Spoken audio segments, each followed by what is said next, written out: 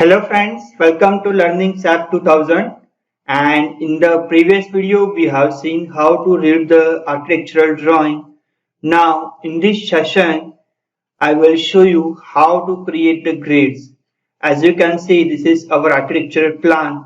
So here all the columns and beams which are to be created on the grid, on the center line of the grid, and grid is the most important part in order to model any structural model, whether it is beam, column or slab.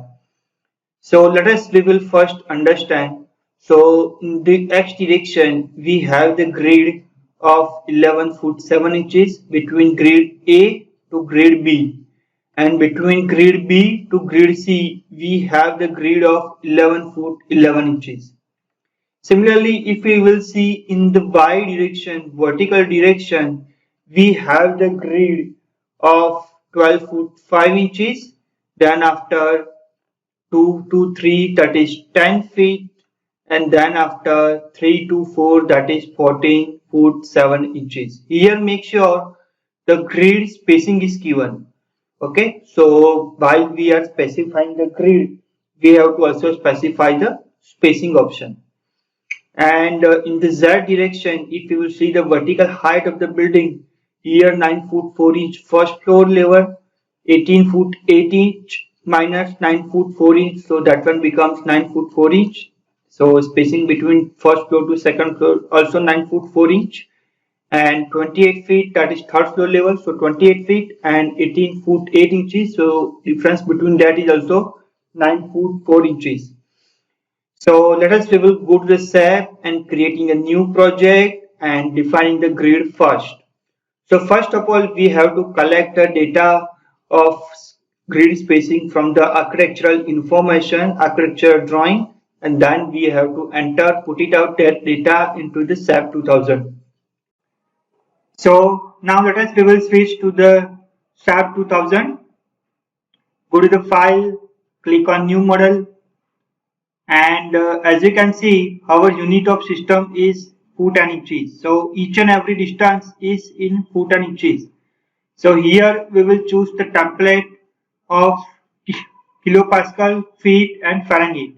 So first unit is about force, then distance and then temperature. So make sure your unit should be either in feet or inches. So I will go for the feet and click on grid only. And right now these settings are used in order to have a equal number of spacing between the grid. But as you can see, we have the spacing between the two grid is not equal. So right now just click on OK. Now what we will do, we will right click on any one of the grid and click on add grid data. So by using adding grid data, we can click on modify show system, and here we can specify the coordinates. So there are two methods by which you can specify the grid, either by the coordinates or by the spacings. So in the last session, we have seen some two examples, 2D frame and truss analysis. In that we have used the coordinates method. But now we are going to use a spacing method.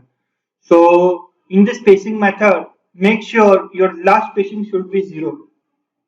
So what is that? Spacing between A to B in X direction is 11 foot 7 inches. So I am writing 11 feet plus 7 divided by 12 because of 7 inches. So we have to convert inches into the feet. So that is my first spacing. Second spacing is what? 11 feet 11 inches. So 11 feet 11 inches. Then after, third spacing will be 0. So as you can see, between spacing A to B is 11 feet 7 inches. B to C is 11 feet 11 inches. And onwards C, our spacing is 0. So I will go here on the C, and first of all in the D delete. So as you can see, C is 0. Then after, in the Y direction, our spacing is 12 foot 5 inches first between 1 to 2. So I will go to the Y direction and 12 feet 5 inches. Then after in the B2 to give grid number 2 to 3, that is spacing is 10 feet. So directly we can write 10 feet. And then after our spacing is what? 14 feet 7 inches between 3 to 4. So 14 foot 7 divided by 12. And then after spacing is 0. And in the z direction our spacing is what? 9 foot 4 inches. So as you can see, this is our first, this one is our second, and this one is our third. So 3 floors are there, and spacing between each floor is 9 foot 4 inches. So in the z direction 9 foot 4 divided by 12. Similarly here also 9 foot 4 divided by 12, and here as well 9 foot 4 divided by 12. And remove the z4, and here it should be z4, and here spacing should be 9 foot 4 inches. So make sure your each and every spacing should be correct. So here spacing is correct. It should be with option of spacing, and last spacing is 0. So now clicking on OK, and again click on OK. So as you will be see, our grid system has been modified.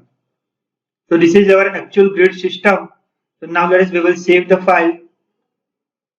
So let's save the file with SAP 2000 G+2 design. Okay, so now after specifying this, after specifying the grid spacing, our next step is to specify the material properties.